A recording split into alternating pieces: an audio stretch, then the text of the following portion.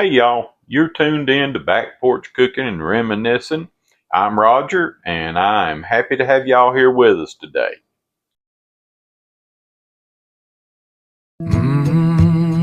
Yeah. Porch boards sway in a slow rhythm. Got the screen door sighing a low hum. That old wood stove is cooking something good. Smell of bacon filling up the neighborhood. So today we're going to be making a really simple and easy recipe, and it's something that you can throw together, pop it in the oven, and have a great meal just a short time later. This is one of the recipes that my mother used to make, and I always enjoyed it when she made it, so I hope y'all will too. And what we're going to be making today is a $1,000,000 chicken casserole made with a rotisserie chicken. This casserole is packed full of flavor, and it's again simple and easy, and I think you'll love it if you make it. So stick around, and we're going to get to making this casserole in just a second. All right, y'all. So the first thing we're going to do is we're going to put in this bowl a 10.5 ounce can of cream of chicken soup. And we're not going to add any water or anything to it. So don't follow the directions on the can. Then the next thing that we're going to add is some sour cream. This is a 1/2 cup of sour cream. Of course, y'all know I'm going to leave you the ingredients and the amounts and the directions in the description. I always want to say comments, but it's always going to be in the description. Okay, and then we're going to add a 1/2 block of room temperature cream cheese. Now we're going to add in a 1/2 cup of cottage cheese. And now the next thing we're going to do is we're going to add in our spices. We've got some garlic powder,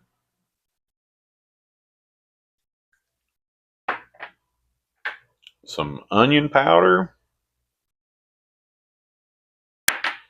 and then we got some Creole seasoning. And now we always use Tony Chachere's, but you can use whatever your favorite Creole seasoning is. Okay, then we're going to just take this and we're going to just mix this around and get it all incorporated together. All right, we got that pretty well incorporated. And then we're going to take, this is one whole rotisserie chicken, or about 5 cups of rotisserie chicken. So we're just going to add that into our mix here.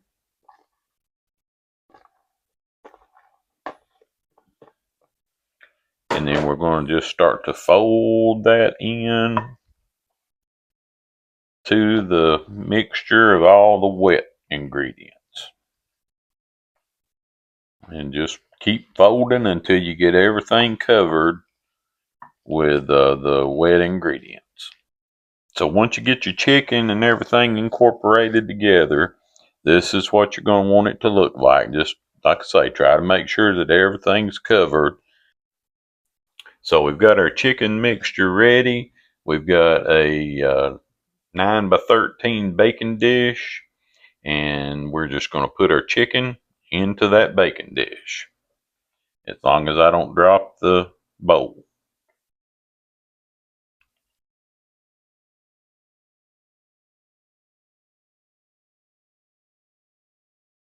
And now, of course, our baking dish was lightly greased. I don't know if I said that or not, but just in case I didn't. So then we're going to just take this and we're going to smooth it out. And I heard my oven beep, so we're preheating the oven to 350 degrees. All right, so that's got us our chicken put in there pretty well. And now the next thing we're going to do is we're going to put some shredded mozzarella cheese on top of this. I'm just going to use my hand, but if you want to measure it out, probably going to be about a cup. We're just going to sprinkle that all over the top. That's going to be good right there. Just try to get you some of that mozzarella cheese all over the place. All right, so we got our Ritz crackers. They've been crushed up. It was about 2 cups of Ritz crackers crushed. And to that, we're going to add a teaspoon of garlic powder. Just going to sprinkle that all around in there. And just give that a little quick stir just to kind of incorporate that. All right, and then the next thing we're going to do is we're going to put some butter in there. And it's 4 tablespoons of butter. And we're just going to pour that all around on those crackers. All right, and then we're going to give it another stir. Try to get those crackers kind of covered with that butter. And those Ritz crackers smell delicious. All right, and then we're going to take that and we're just going to pour those Ritz crackers or sprinkle them all over the top of our casserole. And with that butter in there, that's going to cause those crackers to really get crispy when they start to cook. And give us a really, really nice crunchy topping to go on top. Just try to spread your crackers out fairly evenly, and then you can take your spoon once you're done and just kind of make sure you got some everywhere. If you see some spots that you might have missed, just spread them out like that. That's all there is to it. And then you're going to put it in the oven for 35 minutes. Audrey's back here whispering in my ear and making me laugh. All right, so that's all we do there. Now we're going in the oven for 35 minutes. So we'll be back when this stuff is done and we can get us a bowl of it and give it a taste. All right, guys, so out of the oven after 35 minutes. I wish we had smell-o-vision where you guys could smell how good this smells, but we don't. So we're going to let it sit and cool for a little bit, and then we'll get us some out of the casserole dish and we'll give it a taste. All right, so guys, it's ready. It's sat here and cooled for a little bit, so I'm ready to get us some and put it in a bowl and give it a try. This is going to look so good. It smells just wonderful. All right, y'all. So that's what our bowl looks like. And we're going to give it a taste. All right, guys. So we're going to taste this $1 million chicken casserole and see how it is. All right, here goes.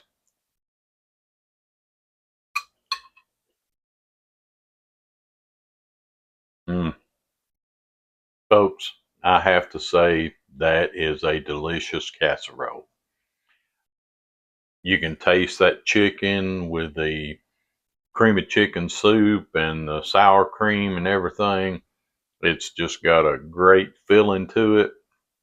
The Ritz crackers and the butter, you can taste the butter in the Ritz crackers. The Ritz crackers are crunchy.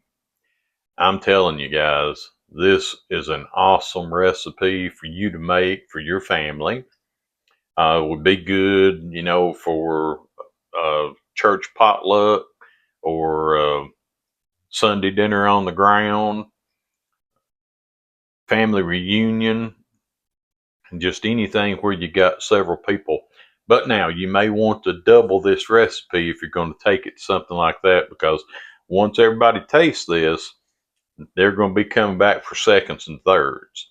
So, y'all make this for your family, share it with your friends. Remember, hit that like and subscribe button for me.